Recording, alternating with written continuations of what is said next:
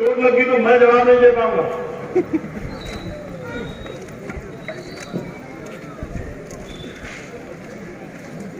हम भारत के लोग भारत को एक संपूर्ण प्रभुत्व संपन्न समाजवादी धर्मनिरपेक्ष लोकतंत्रात्मक गणराज्य बनाने के लिए तथा उसके समस्त नागरिकों को सामाजिक, आर्थिक और राजनीतिक न्याय, विचार, अभिव्यक्ति, विश्वास, धर्म और उपासना की स्वतंत्रता, प्रतिष्ठा और अवसर की क्षमता प्राप्त कराने के लिए तथा उन सब में व्यक्ति की गरिमा और राष्ट्र की एकता और अखंडता सुनिश्चित करने वाली बंधुता बढ़ाने के लिए दृढ़ संकल्प होकर अपनी संविधान सभा में आज तारीख 26 नवंबर 1949 ईस्वी को एतदार द्वारा इस संविधान को अंगीकृत, अधिनियमित और आत्मर्पित करते हैं। चलो संकल्प करो ऐसे हाथ करके।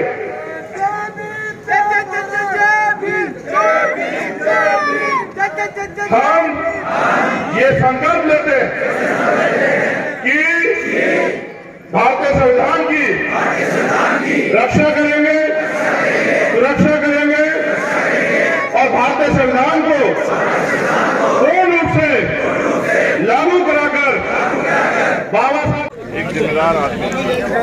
अरे नीचे कर थोड़ी आईडी। सरकार मुझे किस आधार पर, पिछली बार मुझे ऐसा लगा कि मैं राजस्थान में नहीं कि ऐसे स्टेट में आ गया हूँ जहाँ आज़ादी नहीं।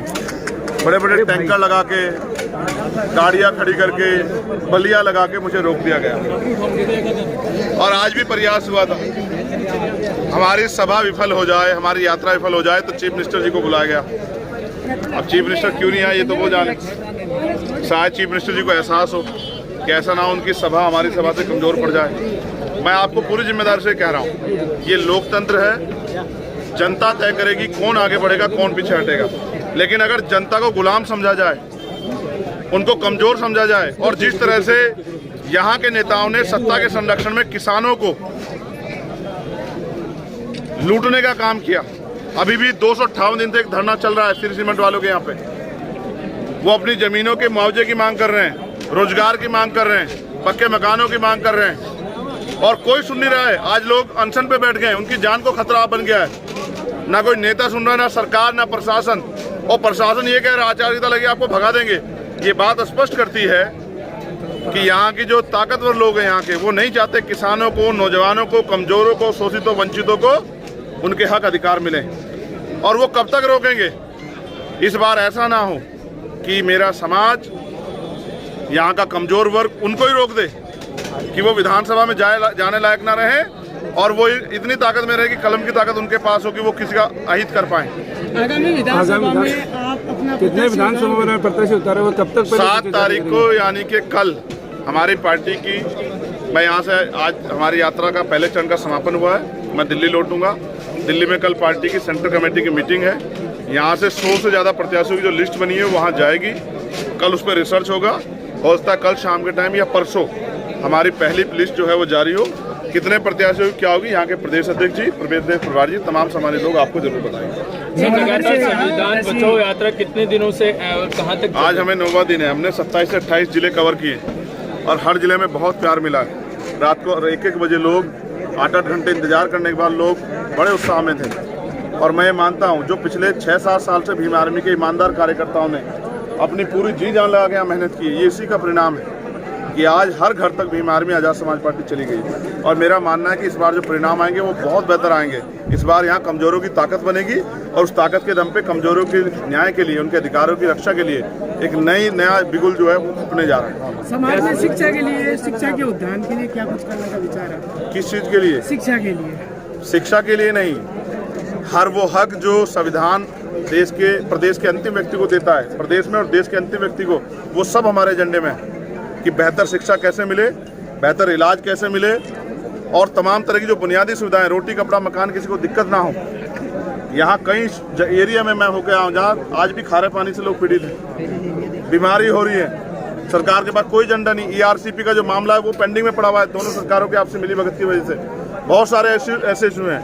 CHA के बच्चे जो हैं मुझे लगातार मिले, उन्होंने कोरोना काल में सेवा की, उनको नौकरी नहीं दी दोबारा। उसके बाद जो तृतीय श्रेणी के टीचर हैं वो ट्रांसफर के लिए परेशान रहे, इनकी आपसी राजनीति में वो आज तक ट्रांसफर की वजह से परेशान है। आशा आंगनबाड़ी कार्यकर्ता परेशान है, नौजवान बेरोजगारी के चरम पे देखते हुए परेशान घूम रहा है पढ़ लिख के, और भर्ती में घोटाले क्या हो रहे हैं आपने देखा। और मैं ये भी नहीं कह रहा हूँ कि इससे पिछले वाली अच्छी थी, उन्होंने तो 2 अप्रैल 2018 को बहुत मार पड़ा है हमारे लोगों को।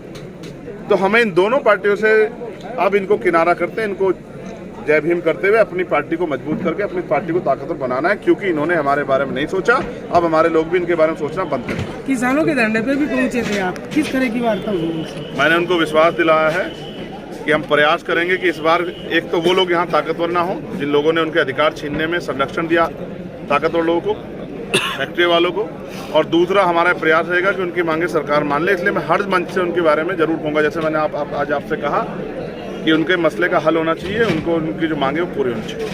धन्यवाद।